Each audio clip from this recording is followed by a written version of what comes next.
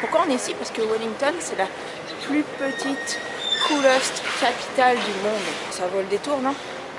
Et en plus, c'est vrai. C'est carrément vrai, quoi. C'est la plus petite capitale du monde, la plus cool du monde. Donc, voilà. Alors, bon, le truc, c'est que on est en plein hiver, hein. Alors, il faut s'adapter à la saison. Donc, hop, mode pluie, comme maintenant, là.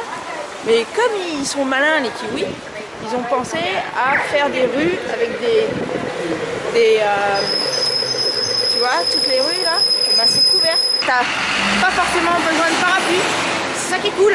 Alors il n'y a que quand tu traverses quoi, tu vois la dame là, elle traverse. Ça y est, le soleil arrive. Je vais pouvoir m'ouvrir mon truc là, j'ai l'impression d'être comme un esquimau, j'allais dire un igloo. J'ai l'impression d'être dans un igloo.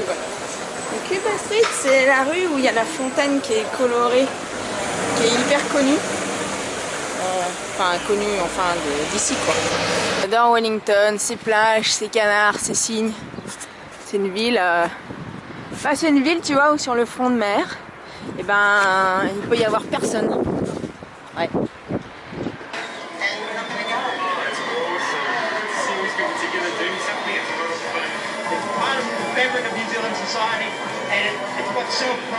L'histoire du mouvement LGBT en Nouvelle-Zélande. Et ça c'est au musée quoi. Proud, regardez. Gay is proud.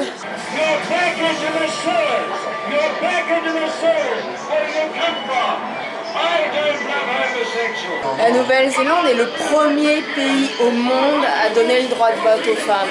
Ça c'est, faut le savoir quoi. Et en fait, c'est assez marrant parce que donc là dans ce pavillon, tu as le droit des femmes, là, Women's Work, c'est pareil, tu as une petite vidéo qui te montre, tu vois, l'avortement, toute l'histoire en fait du mouvement qui s'est créé. C'est vachement inventif, il y a des photos un peu de partout. Après, donc, tu as l'historique gay dans le pays, on y reviendra, et après tu as le rugby.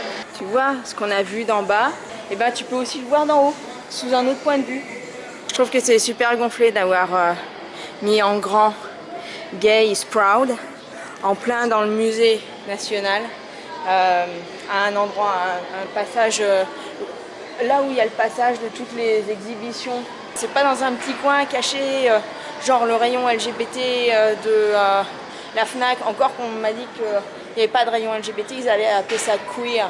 Queer, c'est carrément plus acceptable peut-être. Ici, ils ont mis dans des petites boîtes les objets de chaque époque.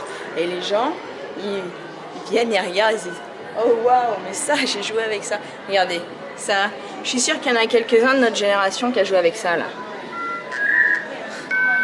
Hein? L'arme magique. Et puis il y a du son qui tombe du plafond, tu te demandes d'où ça vient, c'est ça aussi qui est marrant. À côté de ça, t'as tout un truc sur la mer Victoria là. Tu montes le drapeau.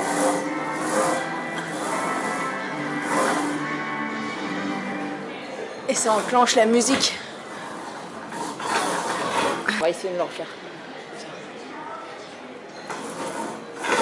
Tout cassé, normalement ça enclenche la musique.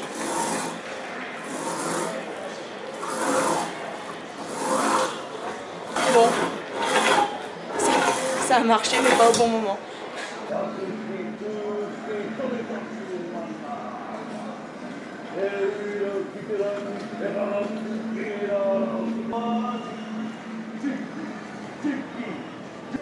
Et là t'as les Beatles.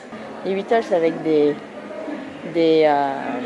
sculptures maoris sur eux. Et tu vois, ils peuvent te mélanger la culture maori qui est hyper traditionnelle, les sculptures en bois, tout ça, et les Beatles qui sont venus visiter un jour. T'as pas peur du temps qui passe, des choses qui évoluent, c'est normal. Et c'est quelque chose qu'il faut prendre en compte. Là, c'est la Nouvelle-Zélande, là c'est le pôle sud.